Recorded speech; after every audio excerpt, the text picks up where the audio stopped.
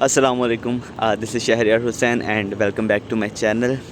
This is your lesson number 35, Cost of Capital, Business Finance, ACC 501. Okay जो आज का lecture होगा इसके अंदर हम दो लेक्चर्स को कवर अप करेंगे विद एक्सप्लेनेशन एंड जो इम्पोर्टेंट टॉपिक्स होंगे इसके अंदर उसको हम लोग देखेंगे और क्वेश्चंस किस किस तरह से आपके एग्ज़ाम के अंदर आ सकता है उसको भी हम साथ साथ डिस्कस करते रहेंगे। और जो इसकी प्रिपरेशंस की टिप्स होंगी लाइक इस चैप्टर को किस तरह से हमने प्रिपेयर करना है, तो अकॉर्डिंग टू सिनेरियो और अकॉर्डिंग टू क्वेश्चन उसको भी हम साथ साथ डिस्कस करेंगे। ठीक है, तो मेरे साथ जुड़िए रहिएगा। दो लेक्चर्स होंगे, lecture number 35 cost of capital and the lecture number 36 weightage average cost of capital. Alright, तो हम अपना लेक्चर स्टार्ट करते हैं कॉस्ट ऑफ कैपिटल से। कॉस्ट ऑफ कैपिटल एक आपके पास एक और नया टॉपिक शुरू होता है जो कि आपके कैपिटल बजटिंग के बाद का शुरू होता है। ठीक है, अब आगे हम जितने लेक्चर्स पढ़ेंगे, लेक्चर नंबर 35 लाइक 36, 37, 38, ठीक है, टिल 39 तक तमाम वो हमारे कॉस्ट ऑफ कैपिटल के अंदर इंक्लूडेड होंगे। और प्लस आई थिंक 40 या हाफ ऑफ द 40th से हमारे पास शॉर्ट टर्म इन्वेस्टमेंट का एक और मॉड्यूल स्टार्ट हो जाएगा जो कि अकॉर्डिंग टू आपके सिलेबस के मुताबिक 42 तक दिया गया है, इन एक्चुअल 43 तक जाता है और आगे से आपकी इन्वेंट्री सिस्टम स्टार्ट हो जाता है जो कि 45 तक जाता है। But according to your announcement of final exam, so we will cover only 42 lectures before the exam as soon as possible, inshallah. See, the cost of capital basically ये क्या चीज़ होती है, जैसे हमने पीछे पढ़ा कि जो मैनेजर्स होते हैं उनके लिए बहुत ज़्यादा इम्पोर्टेंट होता है कि जब भी वो कोई इन्वेस्टमेंट को हासिल करना चाहें तो उसके जो फ्यूचर कैश फ्लोज हैं वो उनको कैलकुलेट करती है, जिसकी बेस पे वो ये डिसाइड करती है कि हमें वो पर्टिकुलर इन्वेस्टमेंट लेनी चाहिए या नहीं लेनी चाहिए। ठीक है, so the cost of capital भी उसी में से एक चीज़ है कि जिसकी बेस के ऊपर जो मैनेजर्स हैं वो डिसाइड करते हैं कि हमें कोई भी पर्टिकुलर जो इन्वेस्टमेंट है उसको लेना चाहिए या नहीं लेना चाहिए। ओके, अच्छा, जो चीज़ें अंडरलाइन की पहले उसको डिस्कस करते हैं, जो कॉन्सेप्ट्स होंगे उसको भी मैं आपको साथ साथ बताता जाऊँगा। अच्छा, अब है the if the project is risky then required return is obviously high. हमने प्रीवियस लेक्चर में भी इस चीज़ को डिस्कस किया था कि जितना ज़्यादा रिस्की प्रोजेक्ट होगा उतना ज़्यादा हमें उससे required rate of return in the future या as an form of future cash flow, ठीक है, वो हमें ज़्यादा मिलेगा। और जितना कम रिस्की होगा उतना हमें रिटर्न कम मिलेगा। Okay, the cost of capital associated with an investment, ठीक है, जो कॉस्ट ऑफ कैपिटल होती है वो आपकी इन्वेस्टमेंट से एसोसिएटेड होती है, से ताल्लुक़ रखती है कि के मुतल्लिक होती है। With an investment depend on the riskiness of the investment, ठीक है, डिपेंड करता है कि वो इन्वेस्टमेंट कितनी रिस्कीनेस है। अगर ज़्यादा रिस्कीनेस इन्वेस्टमेंट होगी तो उसकी कॉस्ट ऑफ कैपिटल भी ज़्यादा होगी, और अगर कम रिस्की इन्वेस्टमेंट होगी तो उसकी कॉस्ट ऑफ कैपिटल भी कम होगी। इसका कहने का मकसद ये था। अच्छा, अब आपके जो कॉस्ट ऑफ कैपिटल्स होते हैं उसके बेसिक 3 कंपोनेंट्स हैं। Number 1 cost of equity, number 2 cost of debt and number 3 cost of preferred stock. 3 components होते हैं। अब उसने यहाँ पे फ़िलहाल 2 लिखे हुए, cost of capital with reflects cost of equity and cost of debt capital. But आगे लेक्चर के अंदर ये आपको कॉस्ट ऑफ प्रेफर्ड स्टॉक का भी बताएगा कि वो क्या चीज़ होती है। अब हम स्टार्ट करते हैं इससे। कॉस्ट ऑफ इक्विटी वो क्या कहता है? वो कहता है recall the under the assumptions that the firm dividend will grow at a constant rate. ठीक है, कहते हैं कि जो ये ऑब्जर्वेशन है उसके अंदर जो फर्म का डिविडेंड है वो एक कांस्टेंट ग्रोथ के साथ क्या कर रहा है, डिविडेंड है उसका as an constant growth model के थ्रू। The price per share of the stock P naught is equal to D naught multiplied by 1 plus G over RE minus G। जो आपकी RE होती है उसे हम कहते हैं कॉस्ट ऑफ इक्विटी। ठीक है, RE means cost of equity. आगे हम इसको थोड़ा बढ़ेंगे तो हम देखेंगे कि हम RE को किस तरह से कैलकुलेट करते हैं। अच्छा, जो कि आपके इक्वल होती है, देखिए D not multiply by 1 plus G. ये हमने लेक्चर नंबर 23 जो हमारे पास कॉमन स्टॉक का लेक्चर था उसमें भी हमने पढ़ा था कि जब हमने D1 यानी कि नेक्स्ट ईयर का डिविडेंड जब हम फाइंड आउट हमें करना हो तो जो हमारे पास फॉर्मूला होगा वो डी नॉट यानी कि current year multiply by 1 plus G. G आपका ग्रोथ रेट होगा। ठीक है, अगर उसमें ग्रोथ मॉडल शामिल है, अगर उसमें ग्रोथ मॉडल शामिल नहीं होगा तो हम जी का यूज़ नहीं करते, उसकी जगह हमें required rate of return given होगा। ठीक है, और जब हमारे पास जी गिवन नहीं होगा तो हमारे पास वो करंट मॉडल भी नहीं देगा, डिविडेंड नहीं देगा, वो हमारे पास नेक्स्ट ईयर का डिविडेंड देगा जिस पे हमारे पास D1 over required rate of return आ आएगा। ऑलराइट, सो वो कहते हैं D1 is equal to RE minus G. ठीक है, ये प्राइस पर शेयर का हमारे पास फॉर्मूला है। अब यहाँ पे वो क्या कहता है कि D naught is the dividend just paid, जो आपने अभी पेड करने करंट ईयर का यानी कि है। D1 is the next period projected dividend, next period या next year, that's two things but two different words but same thing. Okay, RE is the required rate on the stock. ठीक है, इसने required rate of the stock कह दिया, लेकिन RE को आप इसी तरह समझे कि ये एक कॉस्ट ऑफ इक्विटी है, क्योंकि आगे एक बहुत बड़ा कॉन्सेप्ट है जो कि हमें यही बताता है कि हम RE को as an cost of equity ही कंसीडर करते हैं।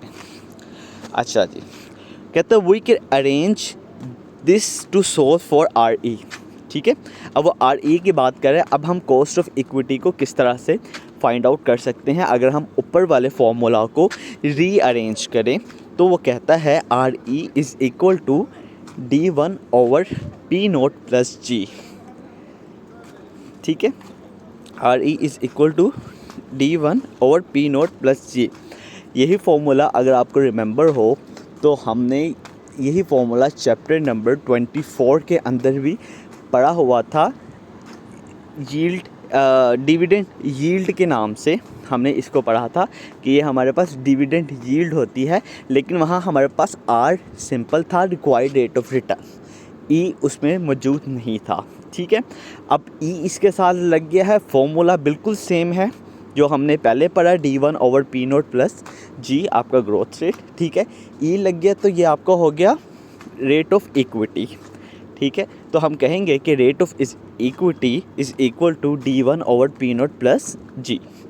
अच्छा, अब सिंपल आपके पास ये MCQs के अंदर भी क्वेश्चन आ सकता है। ठीक है, आपको वैल्यूज़ गिवन दी गई हों D1 P नोट और G की, और आपसे पूछा जाए कि रेट ऑफ इक्विटी को आप कैलकुलेट करें, सो आपने इस फॉर्मूले को याद रखना है और उसको वहाँ पे अप्लाई करना है, D1 over P naught plus G। आगे हम चलते हैं, कहता है to estimate we need 3 things D naught P naught and G। The first two can be directly observed while G must be estimated. ठीक है, लेकिन जो हमें G है वो हमें एस्टिमेट करना पड़ेगा अगर हमारे पास अवेलेबल नहीं होगा। अब G को भी हम देखेंगे कि G की वैल्यू हम किस तरह से एस्टिमेट कर सकते हैं, उसको निकाल सकते हैं। हम आगे इसको देखेंगे। एक एग्ज़ाम्पल है छोटी सी, कहता है suppose GSS company paid a dividend of $4 पर शेयर लास्ट ईयर। ठीक है, फिर सुन लें, GSS company paid a dividend of $4 share last year. देखें, इसमें उसने लास्ट ईयर की बात की है, करंट ईयर की का वर्ड नहीं यूज़ किया, लास्ट ईयर का वर्ड यूज़ किया, ना उसने नेक्स्ट ईयर का किया। नेक्स्ट ईयर करता तो D1 होता, लास्ट ईयर किया है तो D0 होगा। इस चीज़ को आपने ध्यान रखना है। The stocks current price is $60 पर शेयर, P0 उसने बता दिया, करंट प्राइस $60 है। अगर नेक्स्ट ईयर प्राइस कहता है तो वो P0 नहीं P1 होता। अच्छा, assuming that the dividend are estimated to grow steadily at 6% per year। ठीक है, उसने ग्रोथ रेट आपको GB बता दी है। ठीक है, जिसके ऊपर जो आपका डिविडेंड है वो ग्रो कर रहा है 6% पे। What is the cost of capital for GSS company? ठीक है, तो उस कंपनी का कॉस्ट ऑफ कैपिटल क्या होगा आपके पास? सही है। अब आपने under the dividend growth model D1 is equal to D0 multiply by 1+G। सबसे पहले तो आपने D1 उसका निकाल लिया।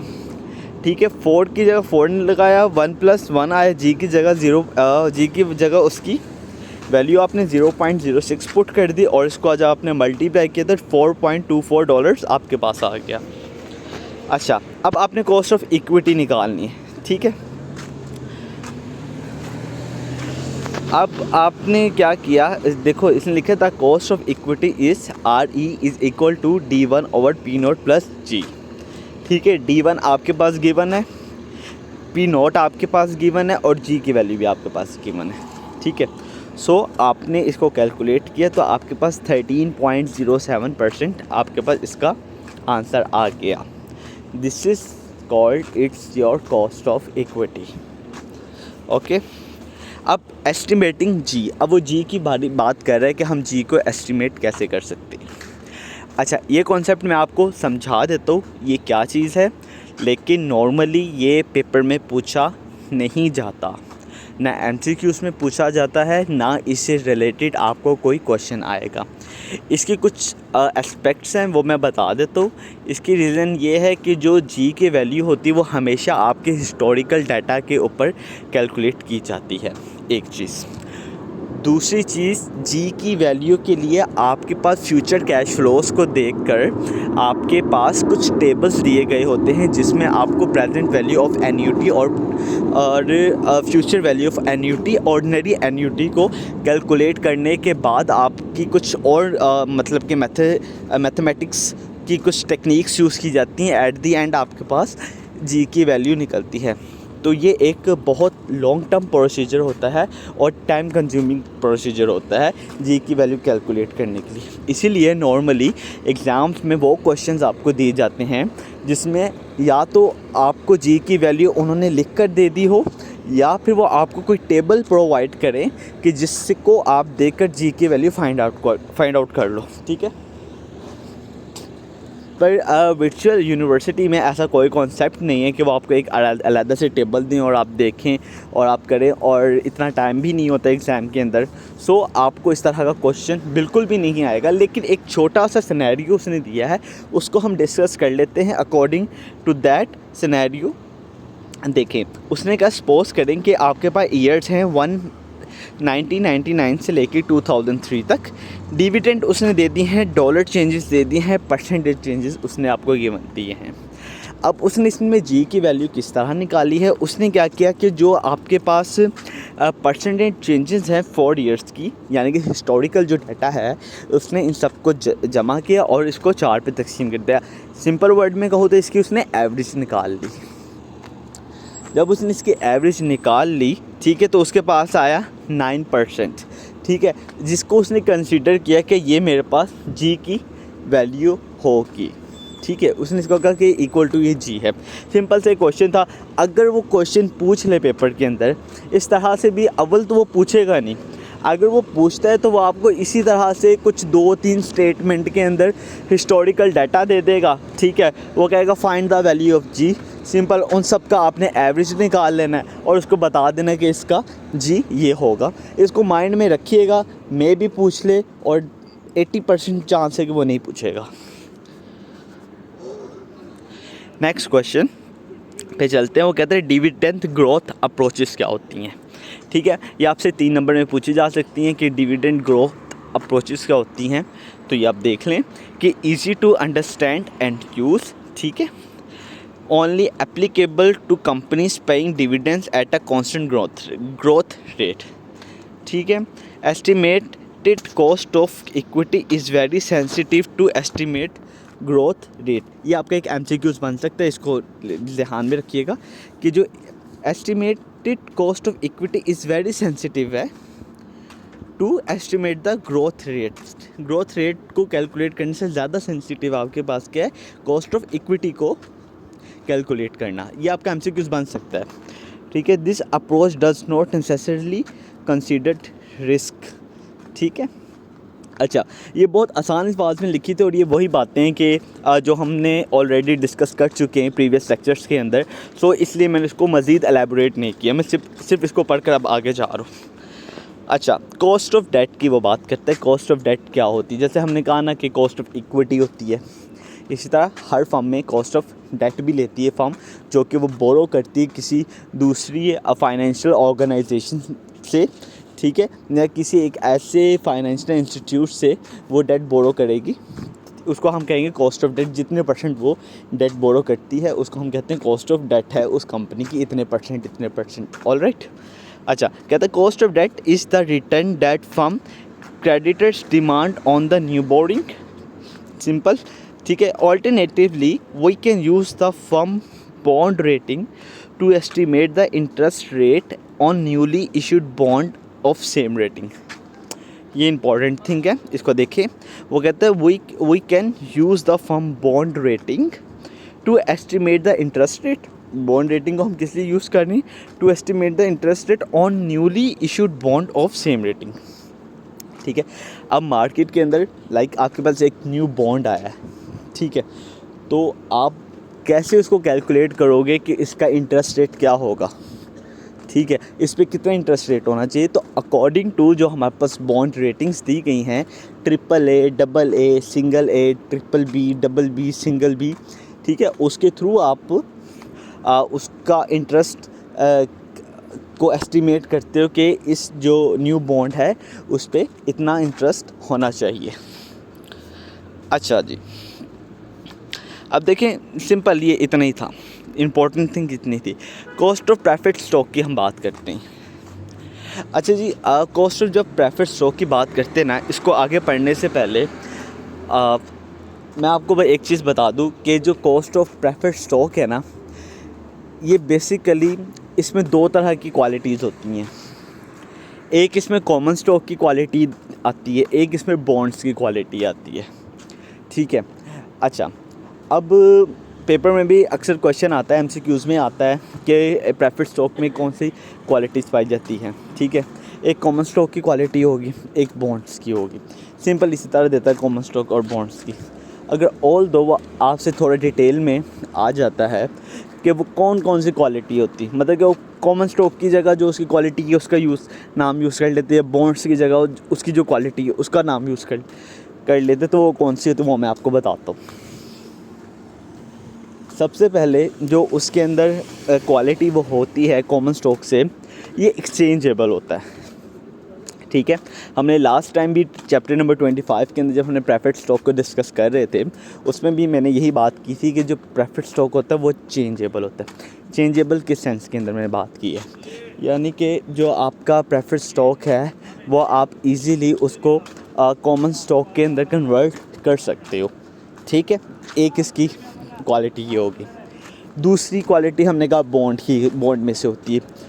बॉन्ड में से इसकी क्वालिटी ये होती है कि आप प्रेफर्ड स्टॉक को आप मेजर कर सकते हो, एस्टिमेट कर सकते हो, जिस तरह आप बॉन्ड्स की रेटिंग के थ्रू आप बॉन्ड्स को एस्टिमेट करते हो।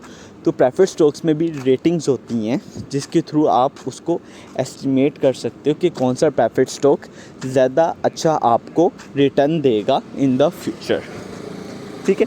ये 2 इसमें क्वालिटीज़ होती है।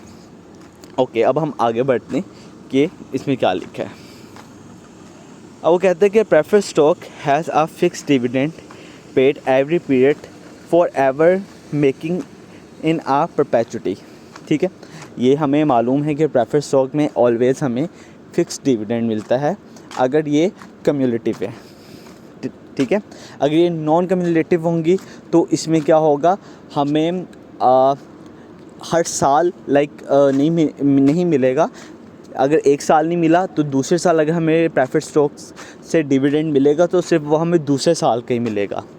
ठीक है, प्लस उसके अंदर हमारे पास क्या एडवांटेज होता है कि उसमें हमारे पास वोटिंग राइट मौजूद होता है, जबकि कम्युलेटिव जो होते हैं उसमें हमारे पास ये होता है कि हमारे पास अगर पहले साल नहीं मिला, दूसरे साल हमें डिविडेंड मिला तो हमें दूसरे साल दोनों का डिविडेंड मिलेगा, यानी पहले साल का भी मिलेगा और दूसरे साल का भी मिलेगा।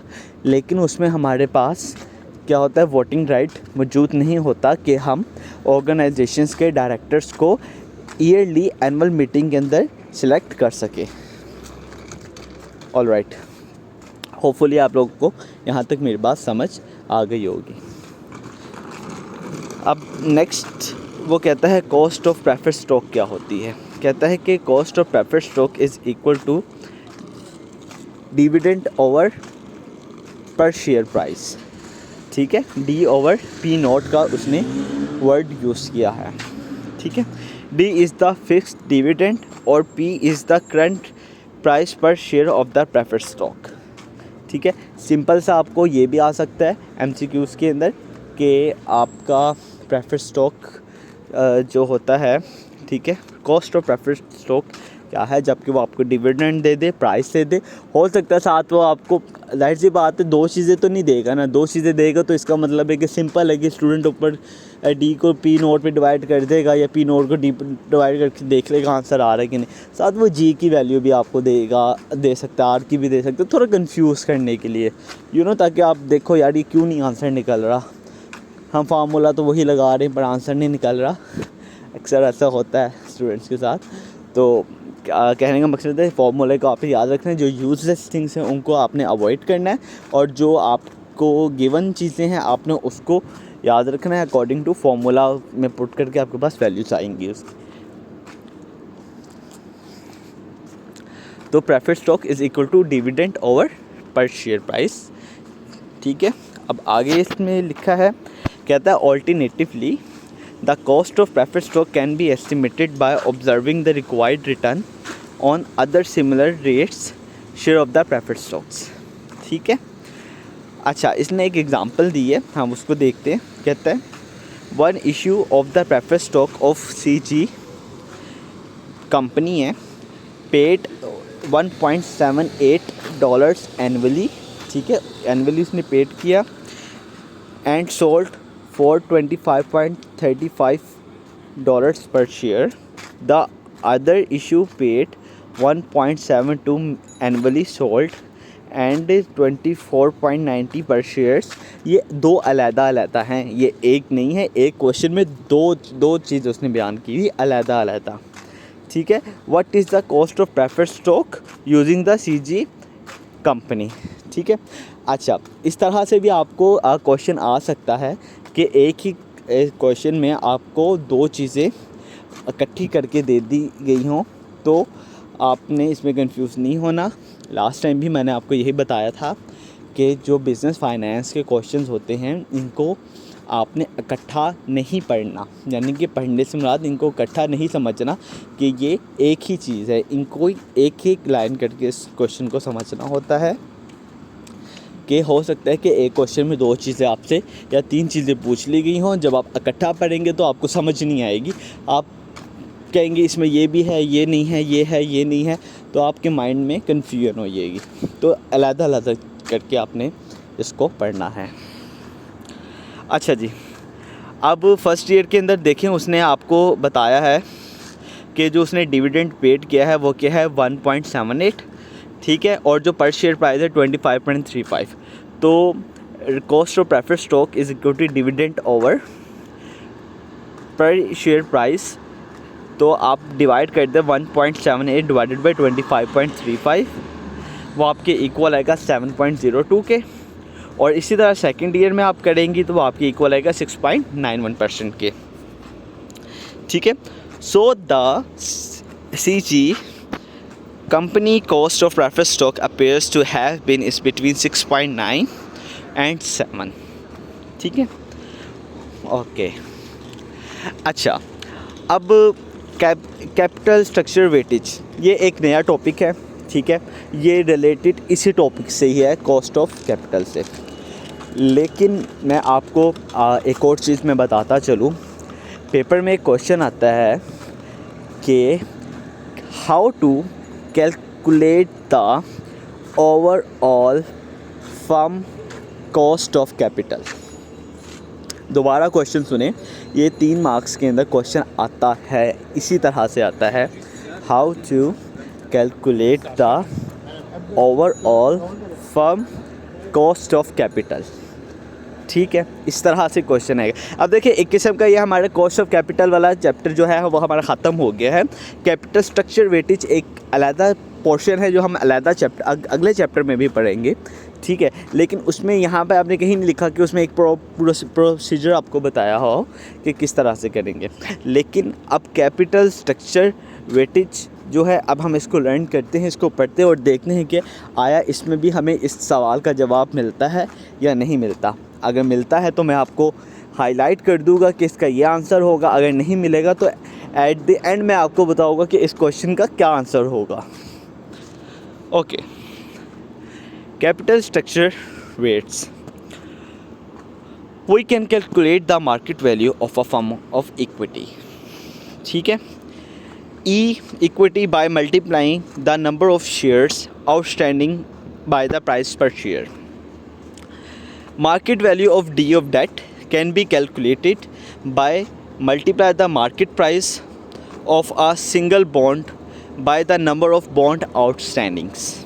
ठीक है, ये इसने एक बताया कि हम इसको इस तरह कैलकुलेट करते हैं, लेकिन हम जब इसको मैथमेटिकल फॉर्म में देखेंगे तो हमारे लिए ईजी टू अंडरस्टैंड हो जाएगा कि इसने क्या बात की है। ठीक है, अच्छा, अब इसने एक फॉर्मूला लिखा है कि now the combine market value and debt of equity V. ठीक है, अच्छा, जो यहाँ पे वी है ना, वी का से मुराद होता है कि टोटल कॉस्ट या टोटल वैल्यू आप इसे कह सकते हैं। ठीक है, टोटल कॉस्ट या टोटल वैल्यू। तो हम इस तरह कहें कि अगर फर्म की टोटल कॉस्ट इक्वल होगी इक्विटी प्लस डेट के। ठीक है, सही है ना, क्योंकि हम ये कह सकते हैं, इसे एग्जांपल में देता हूँ। फॉर एग्जांपल, आपकी कंपनी है, उसमें आपकी जो इक्विटी है वो है 70%। ठीक है, और आपकी उसी कंपनी के अंदर आपने जो डेट लिया हुआ है वो आपने लिया 30% का। ठीक है, 70 प्लस 30 या 30 plus 70 is equal to 100%। All right, ठीक है, तो हम कहेंगे ना कि जो टोटल कॉस्ट ऑफ फर्म होगी, टोटल कॉस्ट ऑफ कंपनी होगी, वो हमारे पास 100% होगी। जबकि जो 100% में से 2 कंपोनेंट्स हैं, एक आपकी कंपनी की जो इक्विटी है वो है 70% और जो उसने डेट लिया हुआ है वो है 30%। होपफुली आपको ये कॉन्सेप्ट समझ आ गया होगा। अच्छा, अब उसने क्या किया, कहते हैं dividing both side by V we get the percentage of the total capital represented by the capital and equity। अच्छा, अभी ये हमने कहा कि टोटल कॉस्ट ऑफ कंपनी हमारे पास थी इक्विटी प्लस डेट। ठीक है, अगर हम इसको एवरेज में देखना चाहें कि एवरेज में हमारे पास ये क्या आता है निकल के, तो हम क्या करेंगे कि equity divided by total cost plus dividend divided by total cost equal to 100%। ठीक है, सिंपल मैथमेटिक्स थी, इसमें कोई भी बड़ी चीज़ नहीं थी, सिर्फ हम उस चीज़ को हम परसेंटेज में देखना चाह रहे हैं। ठीक है, अगर विदाउट परसेंटेज लिखेंगे तो हम कहेंगे 0.70 प्लस 0.30। ठीक है, इज़ इक्वल टू क्या होगा 100%, या हम कहेंगे 0.10%। ठीक है, हम ये कहेंगे। अगर इसको हम उसी चीज़ को हम अगर परसेंटेज में लिखना चाहें तो वो आ जाएगा 70 प्लस 30 इक्वल टू 100%। समझ रहे बात मेरी, बस इतना फ़र्क है। अच्छा, these percentage are called capital structured weightage, ठीक है, वेट्स, सही है। अगर आपसे एक क्वेश्चन भी आ जाए what is capital structure weights, ठीक है, तो आपने सिंपल इसका फॉर्मूला लिखना है और उसको बता देना है this is called the capital structure weights, जिसमें आप क्या कर रहे हैं, इक्विटी को और डेट को दोनों को आप टोटल कॉस्ट ऑफ कंपनी या टोटल कॉस्ट ऑफ फर्म के ऊपर डिवाइड कर रहे हैं, ठीक है, जो कि इक्वल आपके 100% की होगी। ऑलराइट, होपफुली यहाँ तक आपको बात समझ आ गई होगी।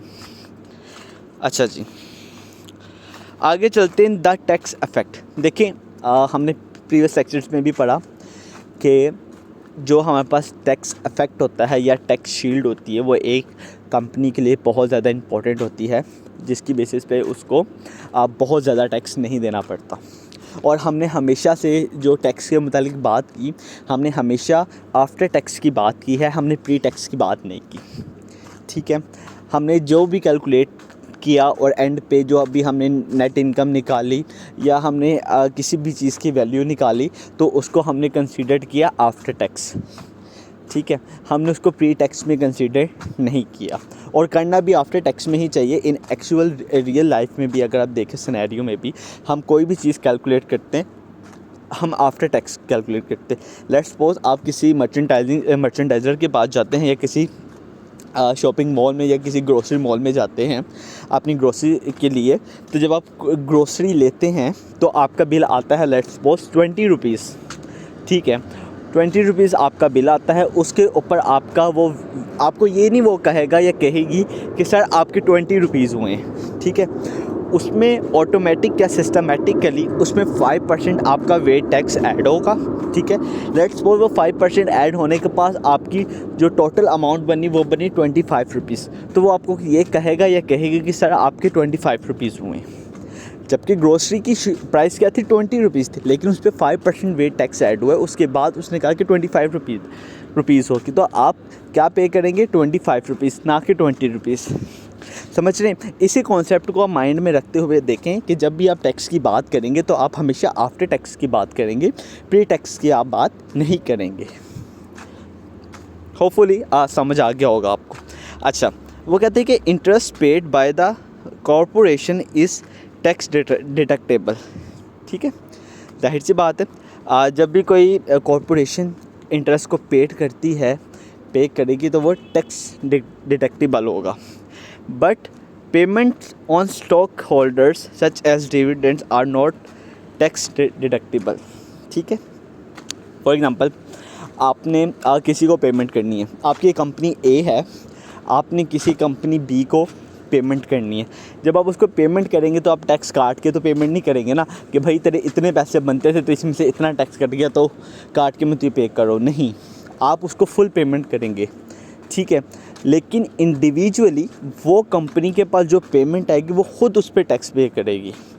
इसी तरह हमने कॉर्पोरेशन का जब हमने पढ़ा था प्री मिड के अंदर चैप्टर नंबर 3 या 4 के अंदर, जब हमने कॉर्पोरेट बिजनेस के बारे में पढ़ा था तो उसमें एक डबल टैक्स का पॉइंट आया हुआ था जो कि उसके डिसएडवांटेजेस के अंदर शामिल था।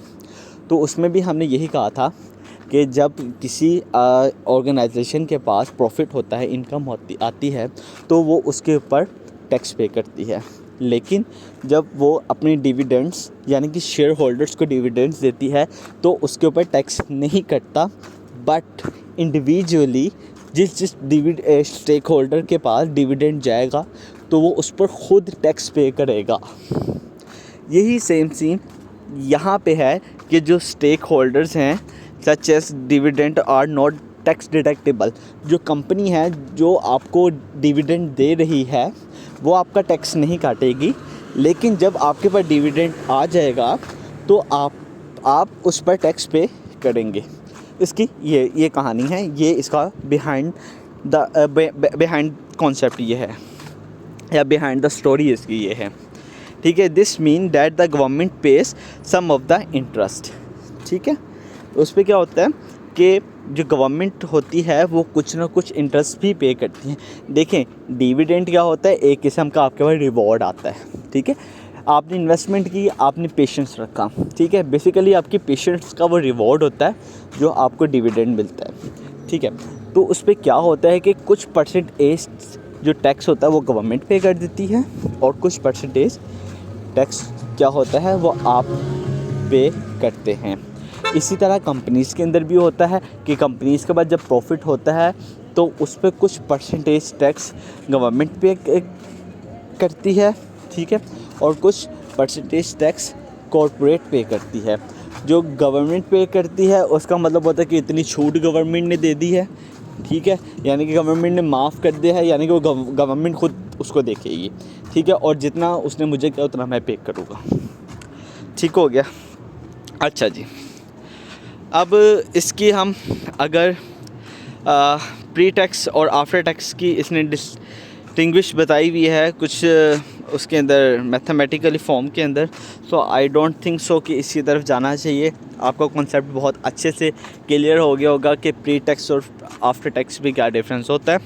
अच्छा, इसका हम इसमें एक लाइन लिखी हुई है वो हम देख लेते हैं कि TC4 आपका टैक्स ऑफ कॉरपोरेट, तो कॉरपोरेट टैक्स आप उसको कहेंगे, ठीक है, stand for corporate tax rate, then the after tax rate that we use for the cost of debt can be written by RD multiply by 1 - T, ठीक है।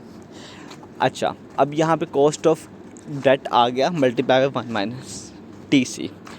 देखिए, जब भी हम दोबारा वही बात करते हैं प्रीवियस वाली कि हमने पहले सिंपल बात की कि हमारे पास एक फर्म है, उसकी इक्विटी और डेट की बात की, जब हम उन दोनों को जमा करते हैं तो हमारे पास ओवरऑल या टोटल कॉस्ट ऑफ फर्म हमारे पास निकल कर आ जाती है, ये हमने बात की। उसके बाद हमने बात ये की कि उसको हमने एवरेज में करना है, तो हम इक्विटी और जो हमारे पास डेट होता है उसको हम डिवाइड कर देंगे टोटल कॉस्ट के ऊपर, ठीक है, तो हमारे पास वो परसेंटेज की फॉर्म में निकल आएगा। दूसरी बात हमने ये की थी। तीसरी बात हमने ये की कि हम जो टैक्स की हम जो बात कर रहे थे कि हम हमेशा जो टैक्स कैलकुलेट करते हैं वो हम आफ्टर टैक्स कैलकुलेट करते हैं, प्री टैक्स को हम कंसीडर नहीं करते, ठीक है। और जो इनकम होती है बिज़नेस को, उस पे कुछ ना कुछ इंटरेस्ट आता है, और जो डिविडेंड्स वगैरह या शेयर होल्डर्स को जो डिविडेंड्स दिए जाते हैं वो नॉन टैक्स डिडक्टिबल होते हैं, ठीक है। ये आपका MCQs भी आ सकता है कि जो डिविडेंड्स वगैरह होते हैं ये नॉन टैक्स डिडक्टिबल होते हैं, ठीक है। यहाँ तक हमने बात। इसके बाद अब एक और बात इसने की है कि cost of capital multiply by 1 - TC। TC we know that के टैक्स ऑफ कॉरपोरेट टैक्स हम इसे कह देते हैं, या टैक्स कॉरपोरेट रेट आप इसको कह सकते हैं, कुछ भी आप इसे कह सकते हैं, ठीक है। अच्छा, अब इसमें ये RD multiply bye T - C के, देखिए अब हमने इतनी ज़्यादा बातें की हैं। अब आपने पहले तो सिंपल आपने कह दिया कि हम इक्विटी प्लस डेट कर देंगे तो हमारे पास ओवरऑल कॉस्ट आ जाएगी बिज़नेस की, ठीक है। लेकिन भैया हमने इसमें से ओवरऑल और कॉस्ट तो आ गई, लेकिन हमें जो इस पर टैक्स एप्लीकेबल होना है, जो हमने डेट लिया हुआ है उस पे जो हमने इंटरेस्ट पेड करना है, टैक्स पेड करना है, उसको भी तो हम माइनस करेंगे ना। उसको हम माइनस करेंगे तो फिर एक्चुअल में हमारे पास कॉस्ट आएगी कि हाँ हमारे पास ये बचा ये देकर, ठीक है। तो उसके लिए हम ये कहते हैं कि जब हम D/V multiply by cost of debt, RD cost of debt, ठीक है, 1 - TC कॉर्पोरेट टैक्स होगा, क्वेश्चन आएगा तो TC की वैल्यू आपको गिवन होगी, इसका आपने परेशान नहीं होना, ठीक है। और RD की वैल्यू भी गिवन होगी, क्योंकि RD की वैल्यू जो निकाली जाती है वो बॉन्ड के मेथड से निकाली जाती है, यील्ड ऑफ बॉन्ड, ठीक है, उस यील्ड ऑफ मैच्योरिटी उस मेथड से निकाली जाती है। और यू नो दैट कि वो मेथड एक काफ़ी लेंथी मेथड है, तो वो पेपर के अंदर आपको नहीं आएगा, ठीक है, आपको उसकी वैल्यू दे दी जाएगी, ठीक है। तो जबकि कॉस्ट ऑफ इक्विटी, जब हम RE की जो हमने बात की, कॉस्ट ऑफ इक्विटी में भी आपको वो दे दे, ठीक है, आसानी के लिए कि सब चीज़ें वैल्यूज़ दे दी, सिर्फ आपने फॉर्मूला लगाना है और उसके अंदर वैल्यूज़ पुट करनी है। और आपका कैलकुलेशन आपकी निकल के आ जाएगी, वो आपका आंसर होगा। इस तरह भी दे सकता है, अगर वो इस तरह नहीं भी देगा तो घबराना नहीं, 90% चांस होगा कि वो आपको कॉस्ट ऑफ इक्विटी नहीं देगा, ठीक है, जो कि बहुत ईजी है कैलकुलेट करना, D1/P0 multiply by G growth rate, ठीक है, प्लस G सॉरी, उसे आप कॉस्ट ऑफ इक्विटी अपनी कैलकुलेट कर लेना, ठीक है, और उस वैल्यू को वहाँ पे पुट करके अल्लाह खैर सलाम, मतलब कि आप अपना आंसर निकाल लेना, ठीक है। और वरना तो वो आपको सारी वैल्यूज़ देगा, इसका एक्चुअल फार्मूला अभी हम नेक्स्ट लेक्चर में पढ़ेंगे। अच्छा ठीक है, तो आपके पास ये सीन है। अब इसने देखो निचले का 100 पे उसने 9% लिख दिया, यानी कि D/V आपका 9% मल्टीप्लाई बाय D/V आपका क्या हुआ, कॉस्ट ऑफ डेट हो गया, मल्टीप्लाई 1 - 0.34 इक्वल टू 5.94, ये आपका टैक्स आफ्टर टैक्स अमाउंट आ गया आपके पास इतने % की। ओके अच्छा जी, अब ये हमारे पास नेक्स्ट लेक्चर शुरू हो गया है, weighted average cost of capital, ये हमारे पास नेक्स्ट लेक्चर स्टार्ट हो चुका है। अच्छा अब देखें उसने कहा to calculate the firm overall cost of capital we multiply the capital structure with associated cost and add up the pieces, the result is called the weighted average cost of capital. I hope so। आज जो मैंने आपसे question पूछा था या बताया था कुछ देर पहले कि how can we calculate the firm overall cost of capital, so इसका आंसर यही है कि जो weightage average cost of capital है, ठीक है, इसके थ्रू हम फर्म का ओवरऑल कॉस्ट ऑफ कैपिटल निकाल सकते हैं। तो सिंपल आपने पेपर के अंदर ये फॉर्मूला लिखना है और नीचे उसको एक आधी लाइन में बता देना है, through this formula we calculate the overall firm cost of capital, that's it, ठीक है। जब वो देखेगा तो उसको समझ आ जाएगा कि स्टूडेंट ने पढ़ा हुआ है, तो वो आपको marks full out of full दे देगा, ठीक है। अच्छा जी, अब ये बहुत मुश्किल चीज़ नहीं है, बहुत आसान है। हमने वेटेज एवरेज कॉस्ट की हम बात कर रहे हैं, कॉन्सेप्ट वही है, E/V हमने पीछे किया, ठीक है, एवरेज के अंदर मल्टीप्लाई बाय, उसको हम मल्टीप्लाई करेंगे किससे, कॉस्ट ऑफ इक्विटी के साथ, ठीक है, प्लस D/V परसेंटेज में उसको मल्टीप्लाई करेंगे कॉस्ट ऑफ डेट के साथ, मल्टीप्लाई बाय 1 - TC, ठीक है। अच्छा इसको बताने का एक और तरीका भी मैं आपको बताता हूँ। आप पहले फार्मूला लिखें, फिर आप चाहें तो इस फार्मूले को एलेबोरेट करते हैं। कैसे, आप यूँ कहें कि E/V we are multiply the cost of equity with E/V, simple लिख दें, plus D/V we multiply the cost of debt and along with we multiply 1 - TC which is the corporate tax, ठीक है।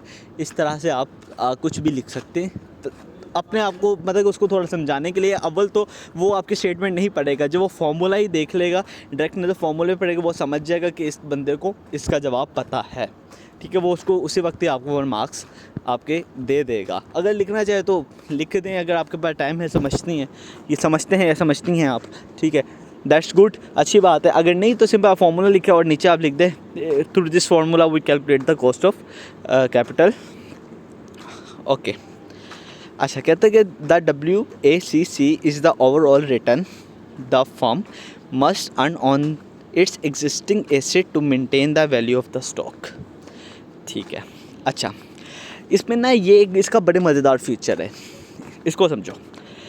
कहते हैं कि WACC यानी कि weightage average cost of capital क्या करता है, जब आप इसके through cost of capital calculate करते हैं ना, हम बाजूकात क्या होता है कि जो आपके एसेट्स होते हैं उनकी जो कॉस्ट होती है उसमें फ्लक्चुएशन आ रही होती है, नॉर्मल बात है। जैसे बॉन्ड्स में भी आपके पास फ्लक्चुएशंस आती हैं, ठीक है, थ्रू इंटरेस्ट रेट के ज़रिए से आपके पास फ्लक्चुएशंस आती हैं, तो आपके ऊपर नीचे हो रही होती हैं, ठीक है।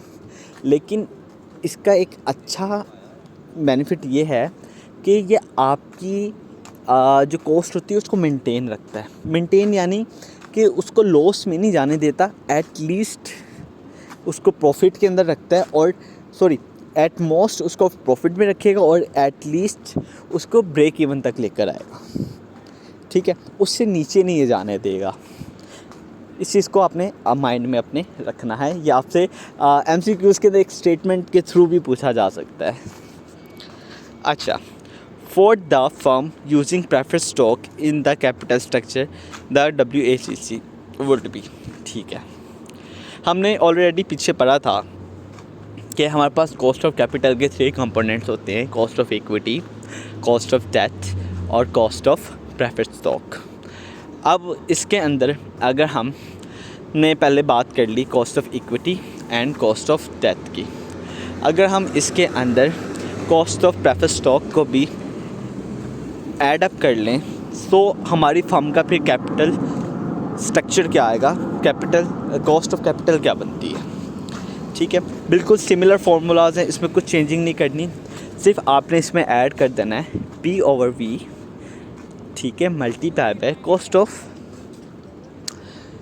प्रेफर्ड स्टॉक, ठीक है, that will be given in your exam question, ठीक है। अगर ना भी गिवन हो, you know that how to calculate the stock of preferred stock, dividend over per share price, current per share price, P0, D/P0,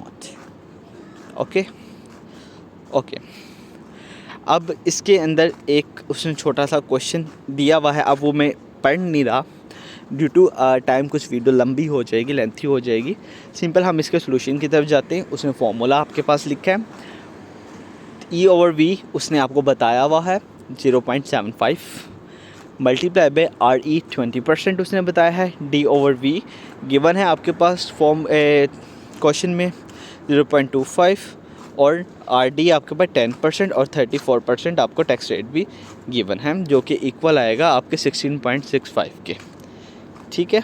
अच्छा, अब देखो आपको क्वेश्चन इस तरह भी आएगा, ठीक है, या आपको क्वेश्चन 3 नंबर में भी आ सकता है, लेकिन वो फिर आपसे NPV नहीं पूछेगा। NPV क्यों पूछी जाती है, यू नो दैट कि NPV तभी पूछी जाएगी जब आपने उस चीज़ को एस्टिमेट करना हो कि आया कि इन द फ्यूचर हमें ये, इन द फ्यूचर नहीं, कि जो हमारे पास फ्यूचर कैश फ्लोज निकल कर आ रहे हैं डिस्काउंट बैक होने के बाद, कि हम इस प्रोजेक्ट को एक्सेप्ट करेंगे या रिजेक्ट करेंगे, ठीक है, हमने डिसाइड करना होता है, ठीक है। तभी हम NPV या जो दूसरे हमारे पास मेथड्स हैं लॉन्ग टर्म इन्वेस्टमेंट को कैलकुलेट करने के लिए, ठीक है, तो हम उनका यूज़ करते हैं।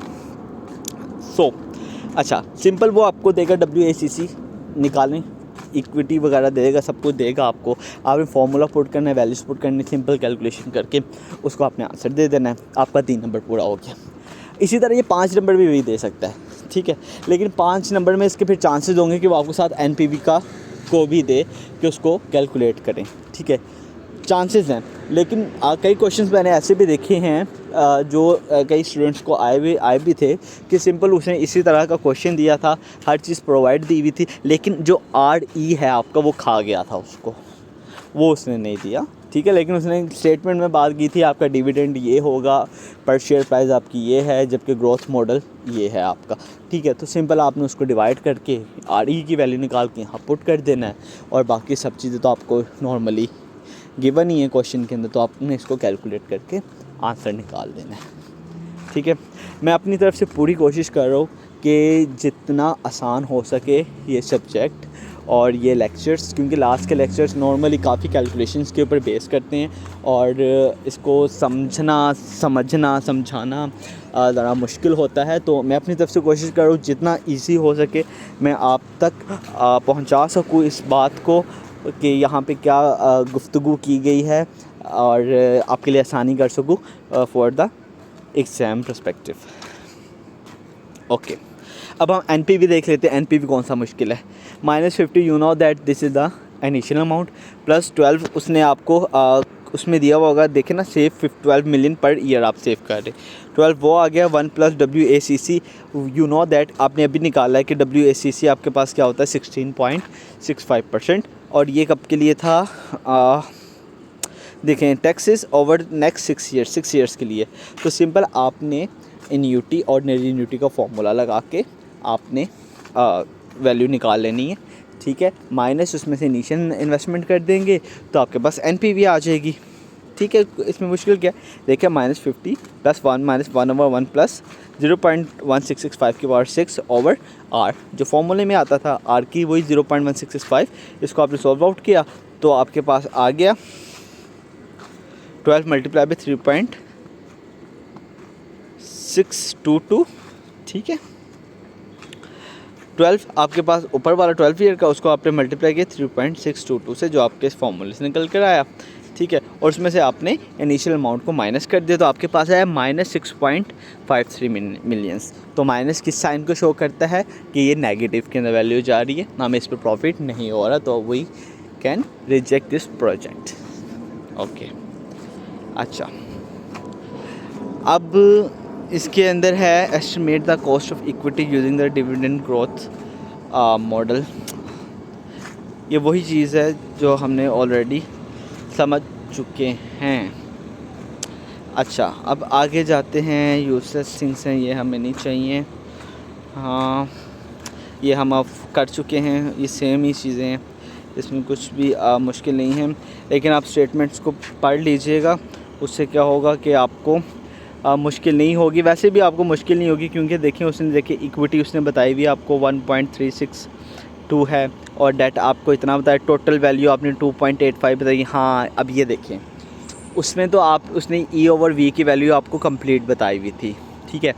तो इस तरह भी हो सकता है E की वैल्यू उसने अलहदा दी हो, D की वैल्यू अलहदा दी हो, V की वैल्यू उसने अलहदा दी हो, तो आपने उसको उस पर डिवाइड करके आपने कॉस्ट ऑफ इक्विटी और कॉस्ट ऑफ डेट निकालनी है, ठीक है। 5 नंबर का सवाल है, थोड़ी तो मेहनत करनी पड़ेगी ना, हर चीज़ बनी बनाई तो नहीं वो देगा आपको। तो इस तरह से आप निकाल सकते हैं। अच्छा, ऊपर उसने क्या किया, as the calculation we show the cost of debt. अच्छा जी, ये सिंपल ही था बिल्कुल, इसमें कुछ भी समझाने वाली चीज़ नहीं है। अच्छा जी, अब समरी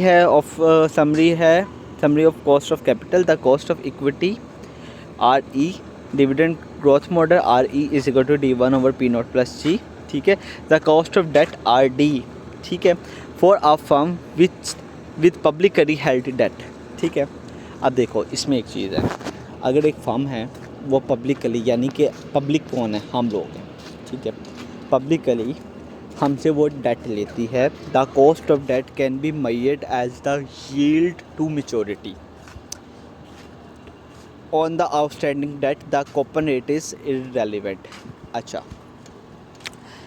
इस स्टेटमेंट में आपके 2 MCQs हैं, बनते हैं। नंबर 1, जब वो पब्लिकली हेल्ड लेगी तो वो उस चीज़ को किससे मेजर किया जाएगा, यील्ड टू मैच्योरिटी से मेजर किया जाएगा, एक चीज़। और इसमें जो दूसरा MCQs क्या बनेगा आपका, इसमें जो कूपन रेट होगा वो इररेलेवेंट होगा, ठीक है। 2 MCQs बन गया आपके एक स्टेटमेंट में, ये चीज़ याद रखनी है आपने। एक और चीज़, ये कॉन्सेप्चुअल MCQs होती हैं जो पेपर में आती हैं। If the firm has no publicly traded debt, वो पब्लिकली नहीं लेती, then the cost of debt can be made as the yield of maturity, उसी पे कर रहा है, ऑन सिमिलर रेटेड बॉन्ड, ठीक है। पहले वो क्या कह रहा था कि कूपन रेट उसमें इररेलेवेंट होगा जब वो पब्लिकली करेगी, जब वो पब्लिकली ट्रेड नहीं करती, यील्ड टू मैच्योरिटी पे तो वो उसको मेजर कर रहा है, बट सिमिलर बॉन्ड रेटिंग पे भी वो करेगा उस चीज़ को मेजर, ठीक है। अच्छा, वेटेज एवरेज कॉस्ट का वही फॉर्मूला चीज़ें आपके सामने गिवन है, ऑलरेडी हम इसको स्टडी कर चुके हैं। So the next lecture is capital structure. We will discuss in this lecture in the next video. So till now our video is finished here. अगर आपको कोई भी बात या कोई भी कॉन्सेप्ट समझ ना आया हो, you can text me in the group. जो ग्रुप लिंक होगा वो डिस्क्रिप्शन के अंदर अवेलेबल होगा। और वीडियो को लाइक ज़रूर कीजिएगा, चैनल को सब्सक्राइब भी कीजिएगा, और जितना हो सके अपने फ्रेंड्स के साथ इस चीज़ को शेयर करें, बिकॉज़ आपके एग्ज़ाम बहुत करीब हैं। अगर आप किसी का भला करेंगे तो एट द एंड अल्लाह ताला भी आपका भला करेगा। सो टिल नाउ अपना बहुत ख्याल रखिएगा, बहुत सारा प्यार आपको। अल्लाह हाफ़िज़, फ़ी अमान अल्लाह।